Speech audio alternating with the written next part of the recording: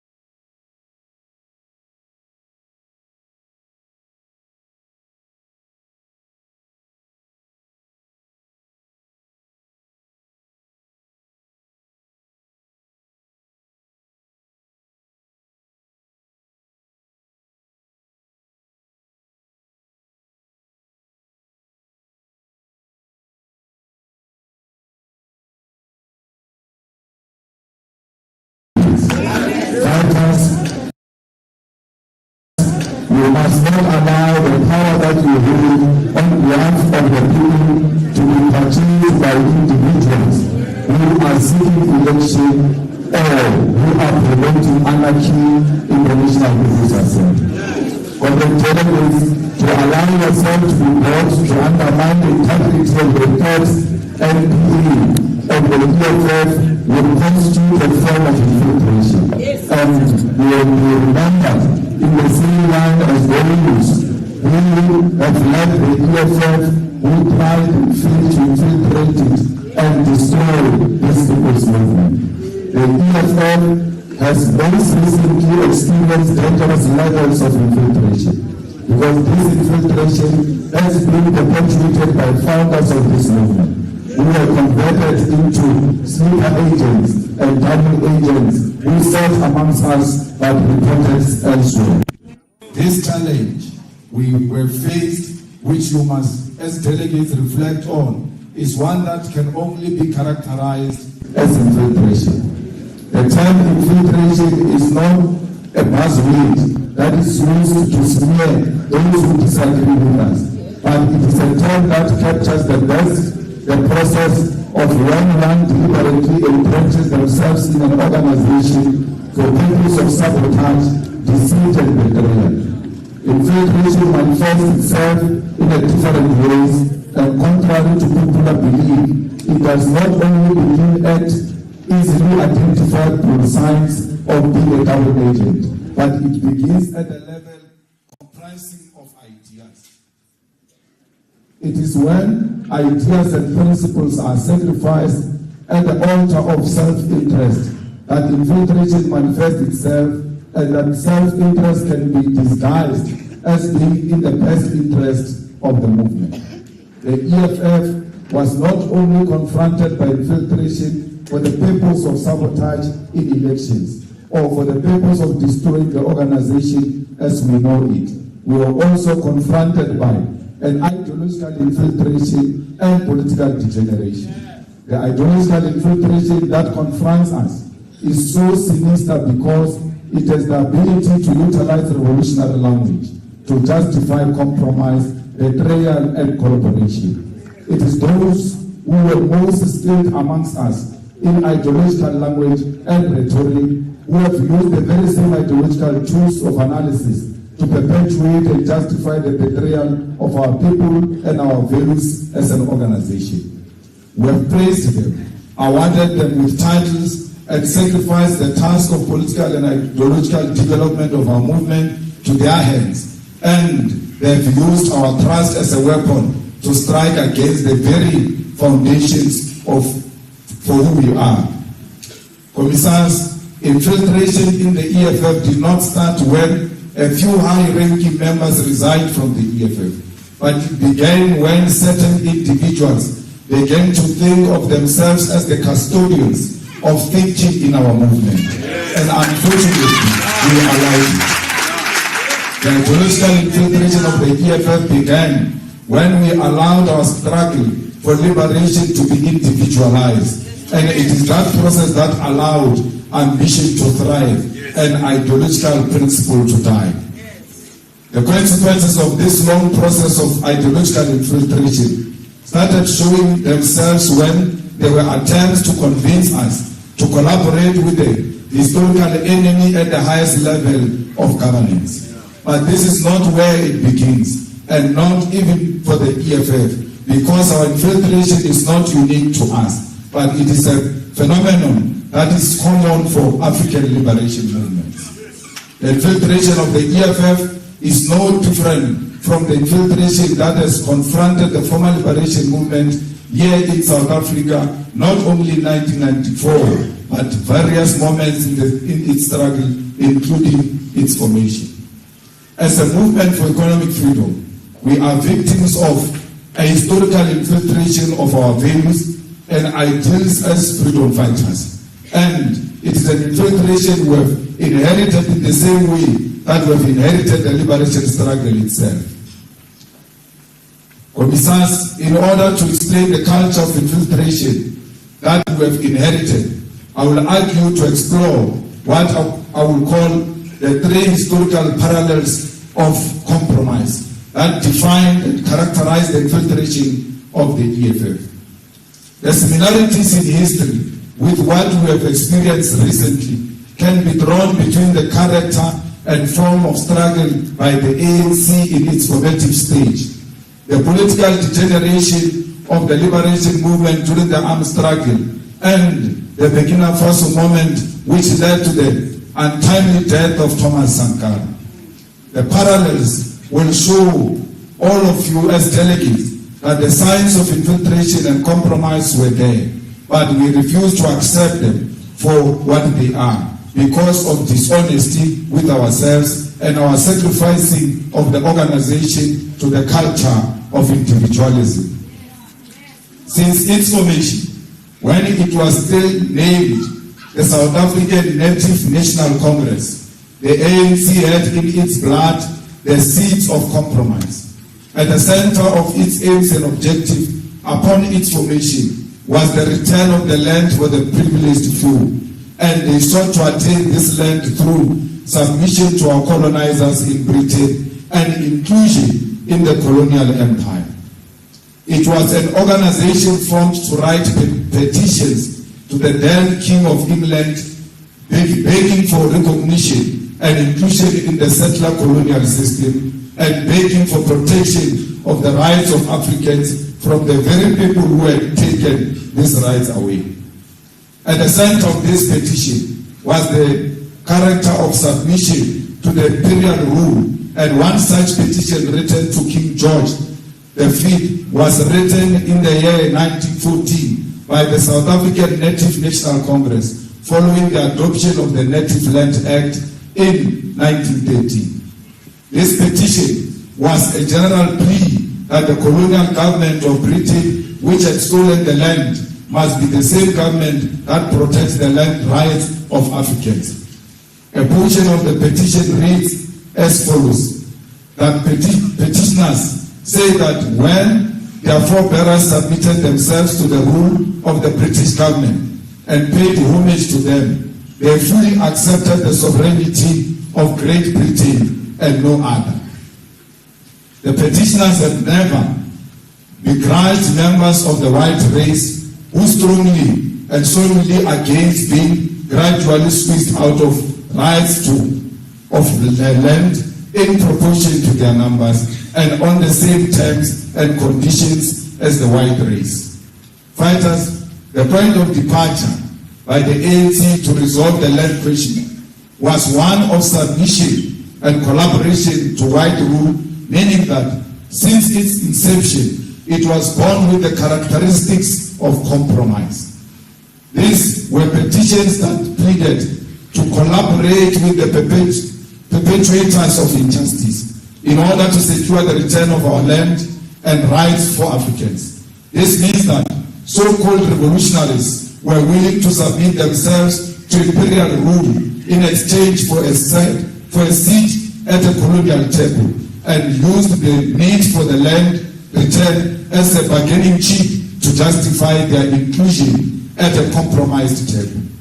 If we look back just a few months ago, we as the EFF standing in front of you today were put under immense pressure by those who have left us behind to write petitions to the ANC and the GNU for inclusion in their compromised government, which is led by descendants of settler colonialists and white supremacists. We were persuaded to do so because there was a strong desire for positions at the expense of our principles of anti-racism and the return of the land.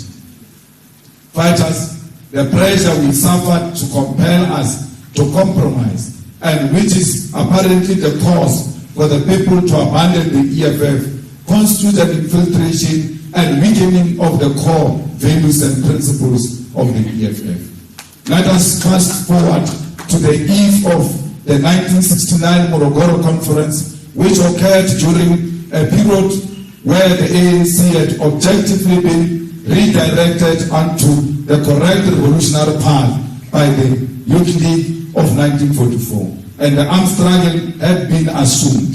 This liberation movement once again was confronted by a form of infiltration to which Crisani objected to his historic letter titled the Honey Memorandum. for the parallel of compromise to apply. One part of the Hani Memorandum must be noted, which was critical diagnosis of the liberation movement's level of activism and lack of appreciation of the prevailing reality in South Africa at the time. Krisani wrote that the ANC leadership in exile has created a machinery that has become an end in itself. It is completely divorced from the situation in South Africa. It is not in a position to give an account of the functioning branches inside the country. We are disturbed by the careerism in the ANC leadership abroad, who have in every sense become professional politicians rather than professional revolutionaries. Fighters, although the EFF may not be involved in an armed struggle at this particular moment, this diagnosis of organizational decay of the ANC before the Morogoro Conference in 1969 should be an instructive reminder to all of us of the symptoms of political degeneration.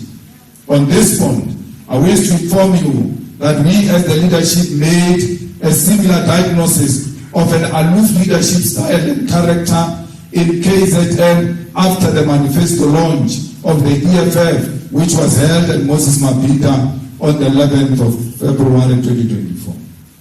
We cautioned the then established Central Election Task Force that there is a degeneration in activism and organizational presence by the EFF in KZN. Despite the fact that all reports in terms of election machinery told us a perfect story, the deployees to KwaZulu-Natal during this period was completely divorced from the situation in KwaZulu-Natal. And this was possibly due to factors such as preoccupation with personal career objectives, and that instead of being a revolutionary that was in touch with reality, there was a creation of a machinery for the purpose of compliance. The same way Krisani warned the ANC of a decline of a revolutionary leadership at the height of the armed struggle, we warned the EFF of the decline of a revolutionary and activism leadership in KwaZulu-Natal months before the elections.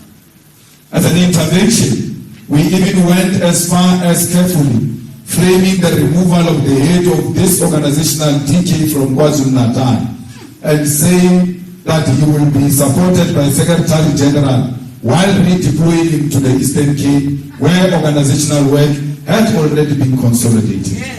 These are the length we went to protect the dignity of someone who goes around today claiming that he was ill-treated in the EFF. This is what we did for someone who today calls us gangsters. The orchestrated organizational decay in KZN before election constitutes a clear example of infiltration.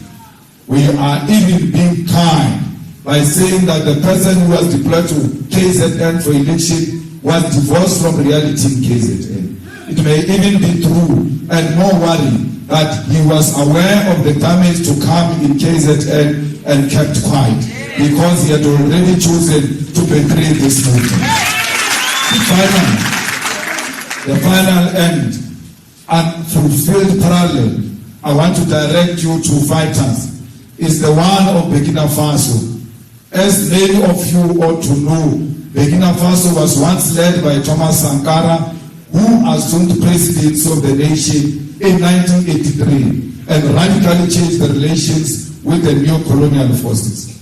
It was Thomas Sankara who led progressive reforms such as the refusal to pay colonial debts and to take loans from institutions such as International Monetary Fund, massive agricultural production under the principle of self-sufficient Burkina Faso, as well as progress in improving healthcare, literacy, and women's rights. As he pursued these initiatives, Sankara had by his side one Blaise Compaoré. Little did Sankara know that he was flanked by an agent of a very imperialist he sought to undermine, and it was his confidante who will lead this overwhelmingly and ultimately assassinate him. Fighters, we are not self-centered enough to compare ourselves to such great revolutionaries, as we have long path to liberating our people, that we must still travel, but to not draw experience from this history will be tantamount to deliberate ignorance. It is a factor we must consider that we as leaders who seek to achieve a better society for all had entrusted our lives to someone who will, if wished, orchestrated our death. The levels of access to our lives, our families, and to what we consume posed a risk to our very lives. But the greatest fear should not be our own death, but what would have happened to this revolutionary movement if the path to kill us was chosen rather than the path to abandon us. Perhaps we must be thankful that the path to desert us was chosen instead. Perhaps we must be thankful that we did not die. But we must register today and for future generations to remember that the dissenting of the EFF at this critical moment in our liberation struggle constitutes an assassination attempt. It is therefore important, fighters, to not individualize even this moment of infiltration and betrayal of the EFF, but to place it within the above historical context. There is nothing unique about this particular betrayal. There is nothing special about the individuals who have perpetuated it. They belong to a long and historical tradition of infiltration and compromising the liberation struggle. It is when we remove this moment from an individual and recognize it as part of the historical struggles of liberation movement that we will be able to reinvent and reimagine ourselves and move forward with a stronger determination in this struggle for the attainment of economic freedom in our lifetime. The people who have led this organization have not only led this infiltration and betrayal, but they even had the audacity to prescribe to us how we must perceive and respond to their infiltration. This is why, fighters, I've said that we have been betrayed by people who have the skill of using revolutionary language for the purpose of manipulation and compromise.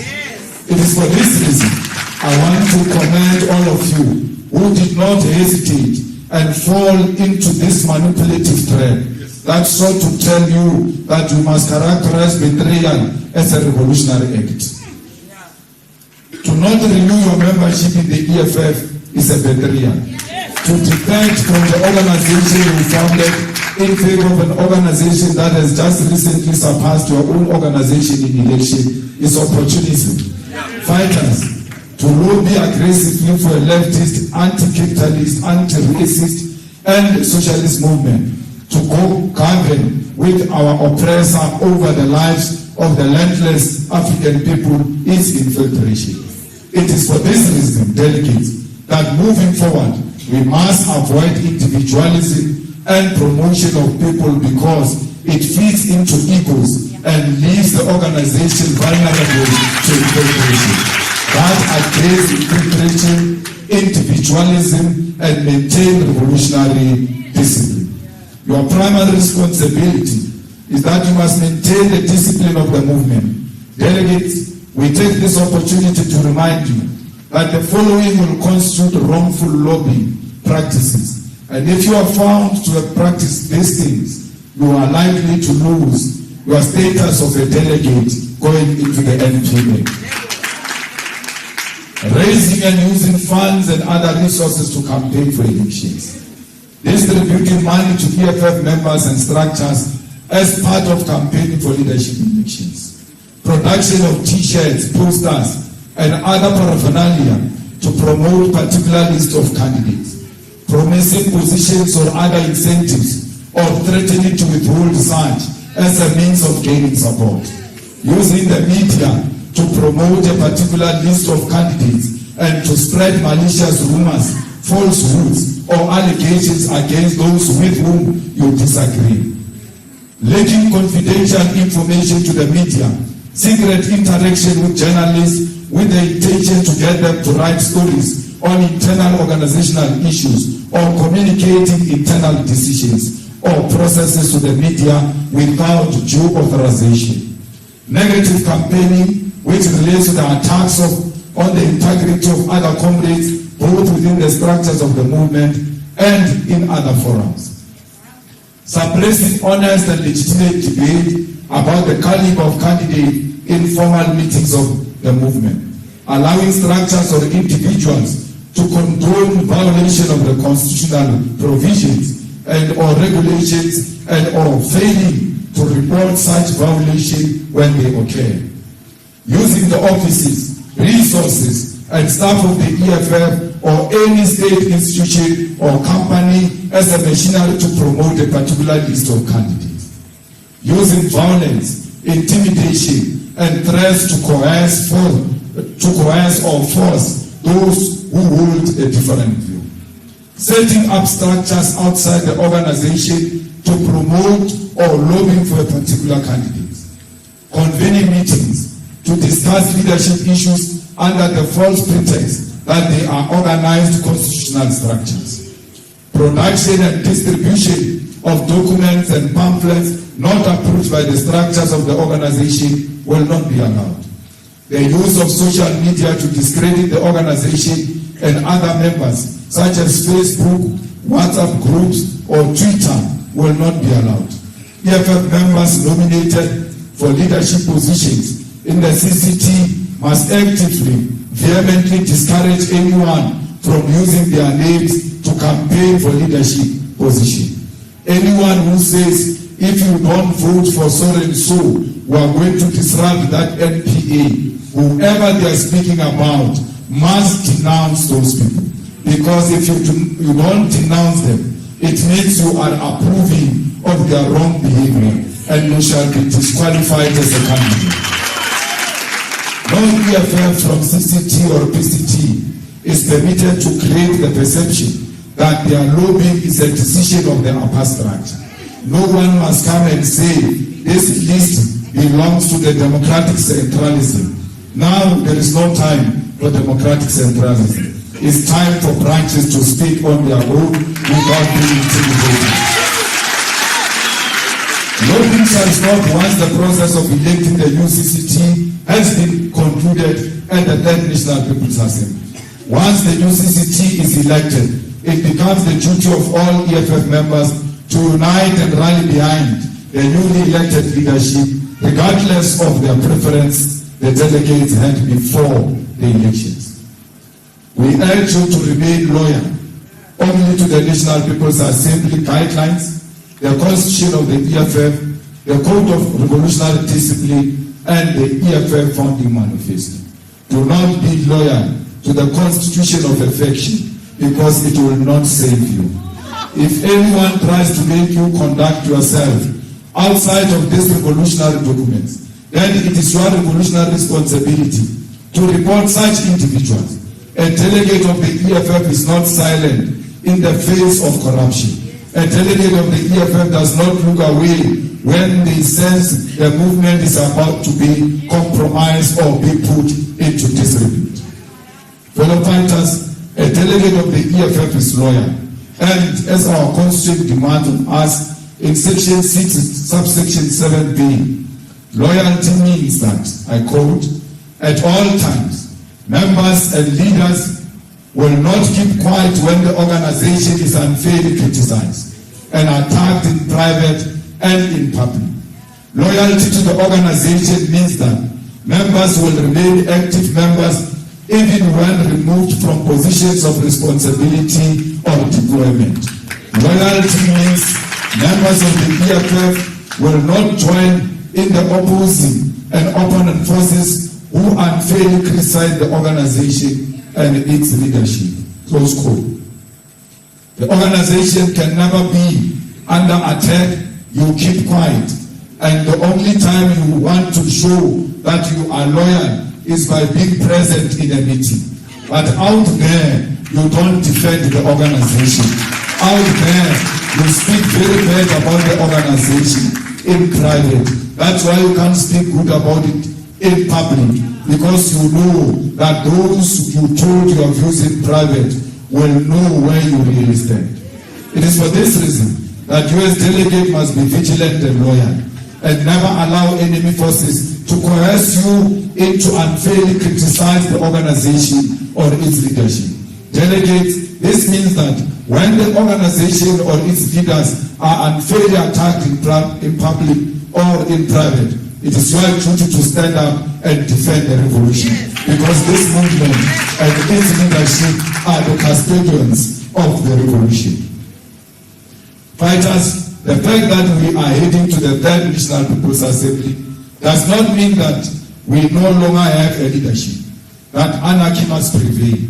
Until the Electoral Committee dissolves the Central Command Team at the National People's Assembly, this organization remains led, and this leadership will guide you throughout this process alongside your provincial leaders. Fighters, when we say that you must not unfairly criticize the leadership, we are not saying do not engage in constructive criticism, because our Constitution allows this. Section 6, subsection 5 of the Constitution speaks to constructive criticism and self-criticism and reads as follows. From time to time, members and structures of the EFF should engage in constructive criticism and self-criticism, meaning they should openly and honestly review the work they do and avoid all forms of boastfulness and self-glorification over minor achievement. The People's Assembly, CCT, PCT, RCT, BCT, deployed cadres and members should periodically review the work they are doing against their own set target. They should always ask whether they have taken the correct decision, whether they have achieved what they intended to achieve within the time periods they decided on. Fellow fighters, none of you must therefore feel like you are censored from reflecting and engaging in constructive criticism, because when you are critiquing this organization, you are critiquing yourself, because you are the organization. The discussion documents of the Third National People's Assembly are part and parcel of this collective constructive criticism and self-criticism, especially in the organizational character and redesign document. It is this document, discussion document amongst others, which will inform your discussion here today. There are many critical questions which you must reflect on, such as the reorganizing of the regional structures into sub-regional structures, the establishment of the youth command, collapsing the student command into the youth command, because students are members of society before they are students. They should be able to exchange under one roof with the youth in the rural area, in the urban areas, in the suburbs and everywhere else where young people are found. There is a suggestion that we must increase the membership of the EFF from 100 to 200 for a branch to be a branch in good standing.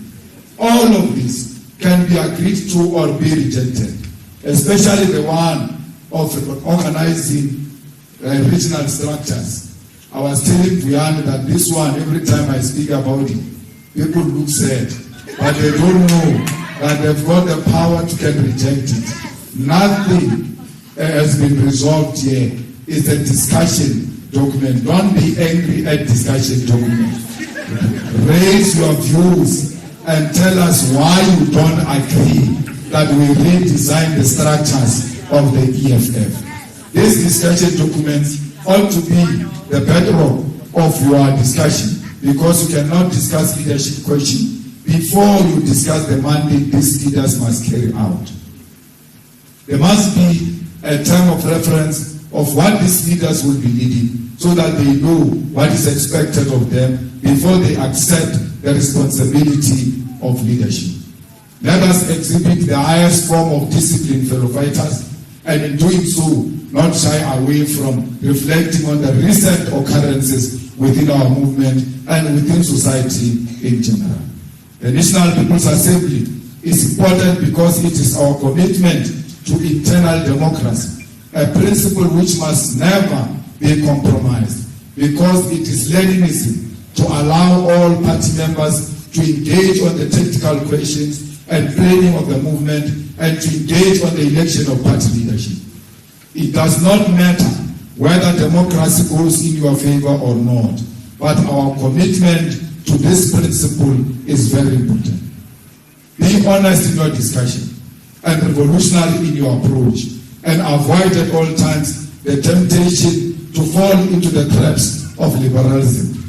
In conclusion, I want to share with you the key principles to avoid organizational decay and to avoid allowing liberal tendencies to inspire you as a delegate of the EFF. These are 11 points combating liberalism as developed by Mao Zedong, the chairman Mao Zedong of China. Liberalism fighters manifest itself in the following ways, and we must always strive to avoid practicing it.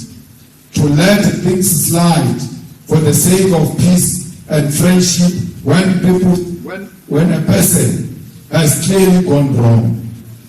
Because it's your friend, because it's your roommate, because it's your schoolmate, because it's your lover, because it's your wife or husband, you allow a wrong thing to slide because you just want peace. That is a liberal tendency which must not be allowed. To indulge in irresponsible criticism in private instead of actively putting forward one's suggestion to the organization. To say nothing to the people to their faces, but to gossip behind their backs, or to say nothing at a meeting, but to gossip afterwards.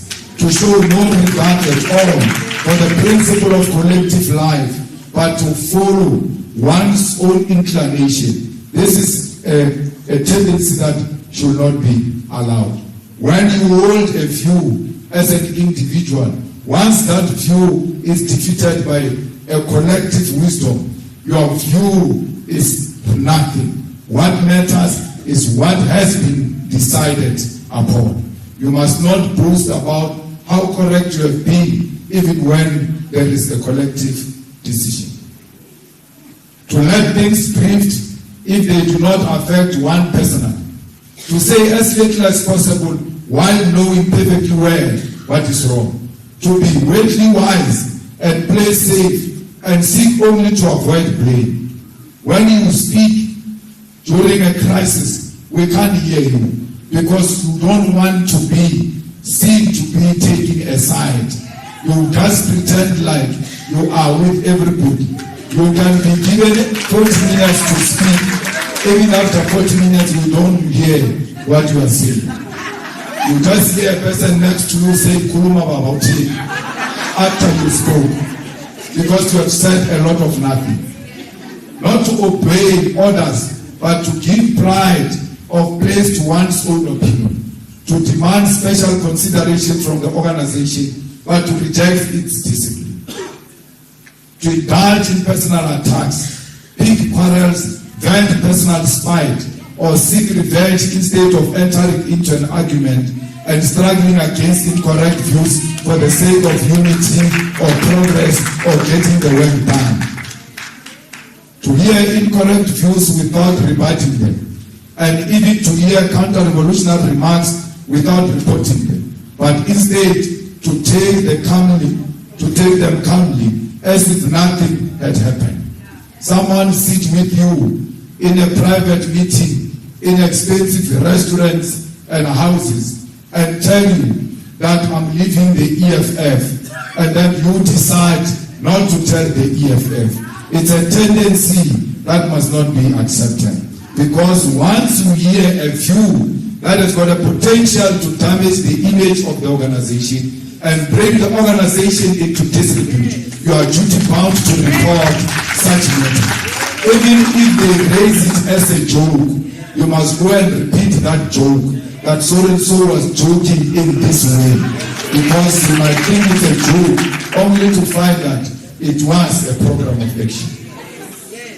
To be amongst the masses and fail to conduct propaganda and agitation or speak at a meeting or conduct investigation and inquiries amongst them, and instead to be indifferent to them and show no concern for their well-being, forgetting that one is a communist and behaving as if one were an ordinary non-communist.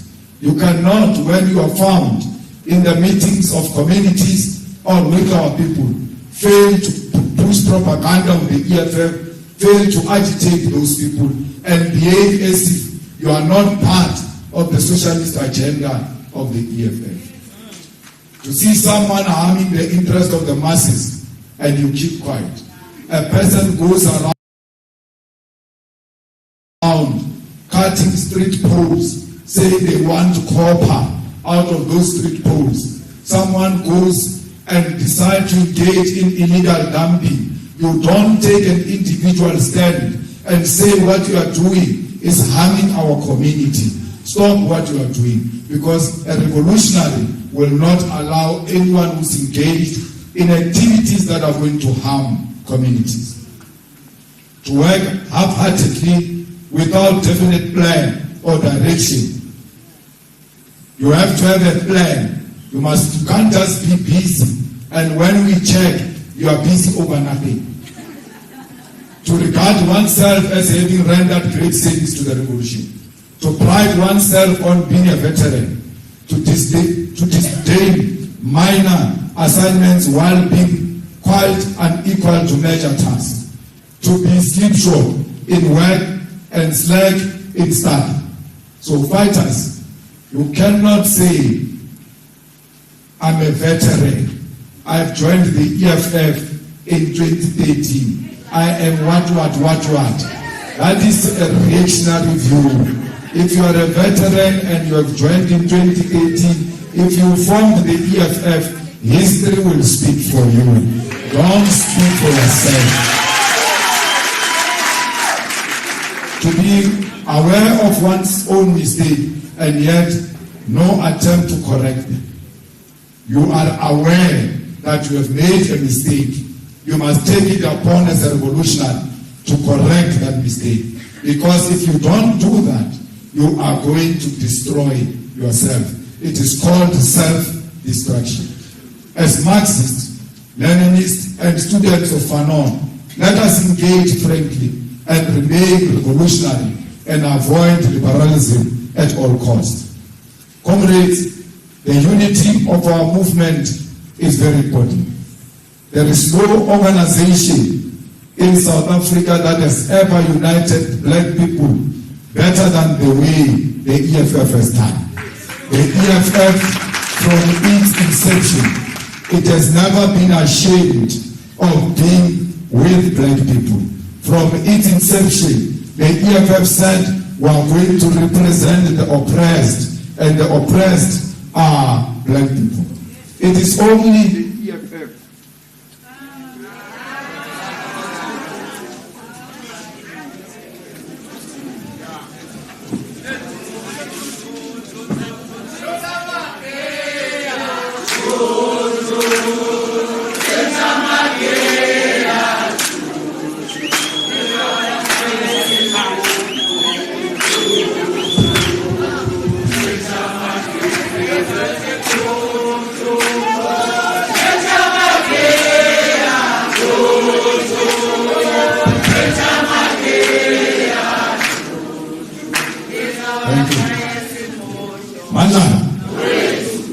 The EFF is the only organization that said we are going to fight for the total liberation of black people in South Africa.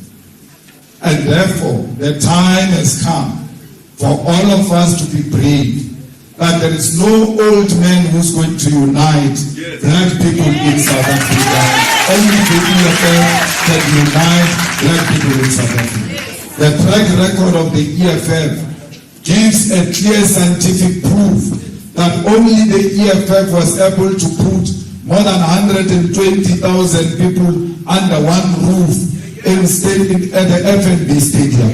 No any other organization has done that. Even now, they will never dare to go to the FNB Stadium. Yet they say they can mobilize and organize a and unite black people. Fighters, there is no one and no organization, historically and even now, that exists beyond the borders of South Africa. It is only the EFF. So how do you say you can unite people when you are 82 years old, having failed to unite them for the past 82 years, you think you can do it now? The unity we are talking about is not a lip service. It's not something used to mobilize people for the sake of positions. We need this unity of Africans in practical terms. That's why we are the only organization that has got EFF Nigeria, EFF Ghana, EFF Liberia, EFF Namibia, EFF Lesotho, EFF even in diaspora. Only the leadership of the EFF in South Africa gets celebrated by African people all over the continent, all over the world, and even in the diaspora. All the black people, wherever they are found, they know of this animal called the EFF. Why would you want to close the EFF for a spaza shop with expired foods? We cannot allow a situation where this movement, with such a huge infrastructure, with an office owned by this organization, with farms belonging to this organization, with members belonging to this organization, with houses built for ordinary people by this organization, with students who were taken to school by this organization. We woke up one morning and said to all those children, the organization you committed that when you grow up, you are going to vote for it is no more. We would have sold the future generation. We are not going to sell the future generation for the dreams of an 82-year-old man who is corrupt to the core, who has found his own feet for his own thing. Comrades, we are going to fight corruption during Zuma, even after Zuma. Zuma is corrupt. We were not misled about the corruption of Zuma. Cyril Ramaphosa is corrupt. We were not misled about the corruption of Cyril Ramaphosa. And we don't just talk about fighting corruption. We will be on the streets on Tuesday going to fight Palapana in the next time because we don't pay and lip service. Where are they? All these people who are saying they can unite Africans. The thing that is eating away the unity of Africans, the development of Africans, the liberation of Africans is corruption. You stop corruption, you open doors for service delivery. That's why we are fighting corruption, because we know the defeat of corruption will mean free education and free health care and quality houses for our people.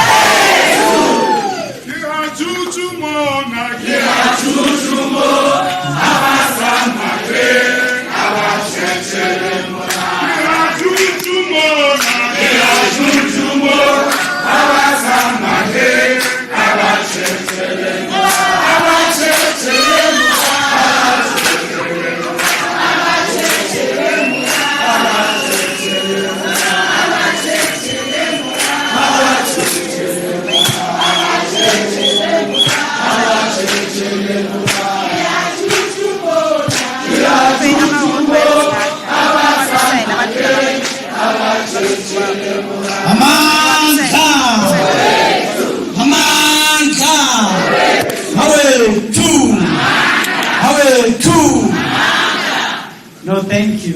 Sithanda ukubonga Mongameli, Commander-in-Chief, Comrade President Julius Malema, for having given us guidance in terms of how we must conduct ourselves.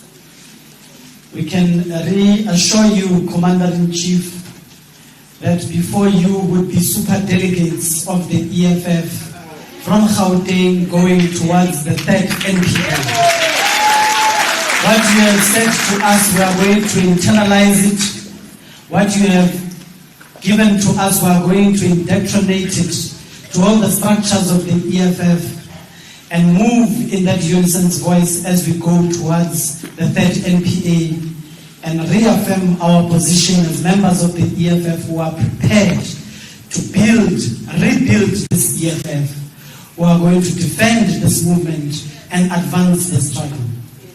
Baitapele, we are just going to break in song and ask our Commander-in-Chief and just give space for our Commander-in-Chief to then excuse us as we continue with our program of action. So as soon as that is done, we are going to break into lunch because we've already done the summary of the discussion documents. Né? We're going to break into lunch, have lunch, be back at 4 o'clock. Né? Be back at 4 o'clock. Masesingena from 4 o'clock, sesingene indabeni zethu up until the end of the program as written in our agenda. So let's just break into a song so that the Commander-in-Chief can then leave. Please do not leave the building. Do not leave this hall up until GPS will then inform you that where our lunch is going to be. Amanda, away, 2.